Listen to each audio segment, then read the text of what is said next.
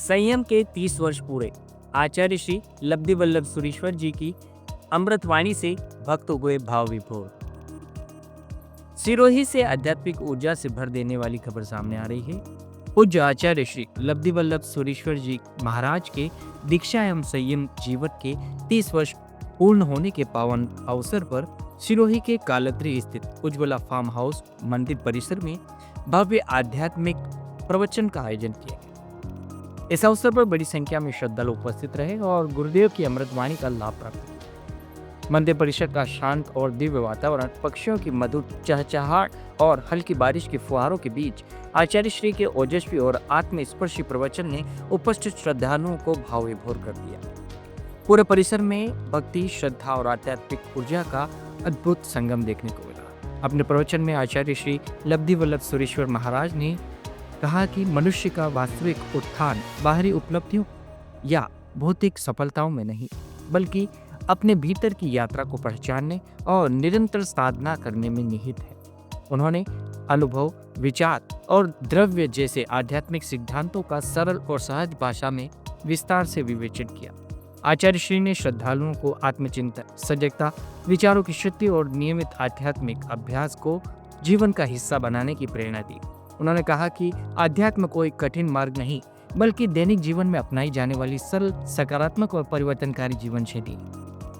वासना शिविर के लाभार्थी रमेश कुमार पी शाह ने बताया कि आचार्य श्री के संयम जीवन की 30वीं वर्षगांठ सभी श्रद्धालुओं के लिए अत्यंत प्रेरणादायक रही।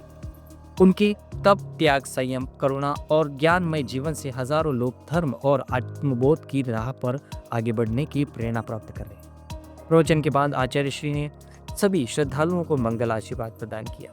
इस अवसर पर उपस्थित भक्तों ने उनके दीर्घायु, स्वस्थ और लोक कल्याणकारी जीवन की कामना की। कार्यक्रम में यह भी जानकारी दी गई कि आचार्य श्री का इस वर्ष का चातुर्मास 7वीं शताब्दी के प्राचीन जैन तीर्थ मीरपुर तीर्थ में होगा। इस चातुर्मास का लाभ मुंबई निवासी पंकज भाई, कांति भाई शाह एवं उनके परिवार को प्राप्त हुआ है। सिरोही में आयोजित यह आध्यात्मिक आयोजन श्रद्धालुओं के लिए केवल एक प्रवचन नहीं, बल्कि आत्मिक शांति, साधना और जीवन को नई दिशा देने वाला अविस्मरणीय अनुभव बन गया है।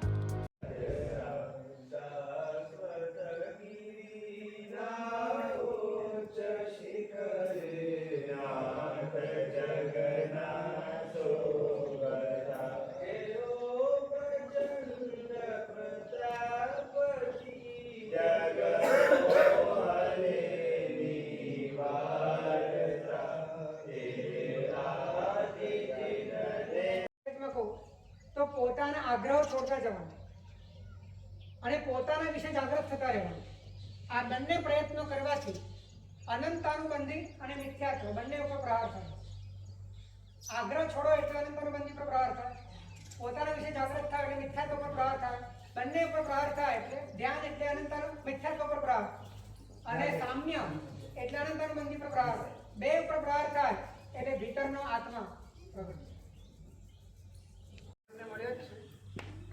दीक्षा दीक्षी नहीं, परंतु साध्वीजी भगवान ने बहु मोटी ओळीનું કારણ આવતીકાલે થવાનું છે। કેટલામી ઓળી છે? 65મી ઓળી એનો આજે ઉપવાસ છે। આવતીકાલેનું 12મું થશે। એટલે ખૂબ ભાગ્યશાળી છે।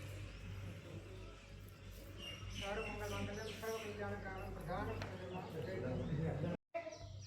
એવું જે તમે માન્યું એ પણ કૃત્રિમ છે અને વ્યવહારથી વાત બરાબર, પરંતુ ખરેખર તો તમારી આ જાતિ જ નથી। ખરેખર તો તમારી જાતિ તમે આ જાતના છો, આ મનુષ્ય જાતિના છો, તમે આ પૂતગલની જાતિના છો, તમે આ આકારની જાતિના છો તમે। તો વ્યવહારથી જે પણ સંયોગ છે એ સંયોગને નામ આપવામાં આવ્યું, એ દ્રષ્ટિએ વાત બરાબર છે, પરંતુ જ્યારે તમે મૂળ જાતિની અપેક્ષાએ પૂછો તો એ કલ્પના છે। હવે તમને મૂળ જાતિની ખબર નથી અને કોઈ જ્ઞાનીએ તમને વાત